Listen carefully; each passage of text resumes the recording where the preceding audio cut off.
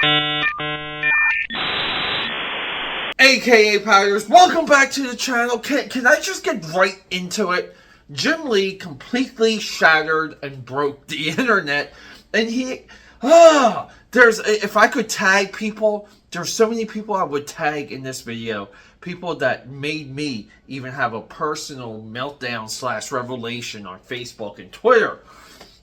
Jim Lee, Bleeding Cool. I'm trying to get to it. Bleeding Cool leaks or announces or publishes Jim Lee's commission rates. Now, Jim Lee's only available to commissions only a few times, period.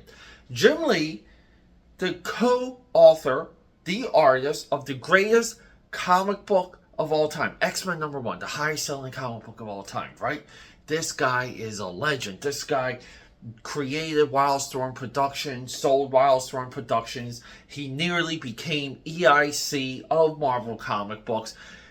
We love his artwork. We love him. He live streams. He communicates. He did all of those COVID drawings that help the comic book industry, dropping major dimes into the comic book marketplace. All of these things, right? This is Jim Lee. Jim Lee, for my entire life, has been building his comic book career. And in one news story that went viral from Bleeding Cool, he exposes the absolute problem with American independent comics. So many of you out there, you people don't even understand. You can't grasp a $35K price point for work. You think he should be drawing for free. You think he should be drawing for far less. You don't respect his time, his expertise, his notoriety, and or that he's the only one right now that can even demand that type of dollar, which is equally depressing. But all of the independent brokies out there, they just cried and howled at the moon and cried to the clouds, asking why? Putting your own desperation into that argument. People, we should be happy that someone like Jim Lee, and I take it back, Alex Ross probably is the next best guy that can command $35K. If Michael Turner was still with us, he could get that $35K. And then we have some individuals that are right there. Now, would Tom McFarlane get $35K? I don't think so. I really don't. Maybe that's the subject for another video.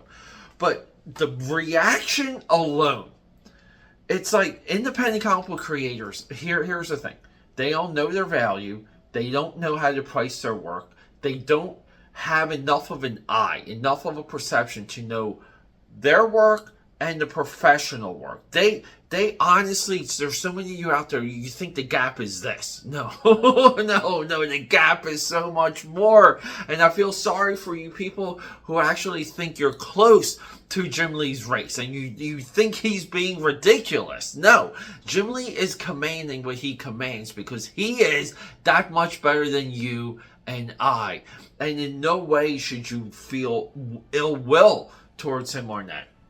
It's fascinating. I always said independent comic book artists, publishers, talent, they don't know how to pay for work, which is amazing.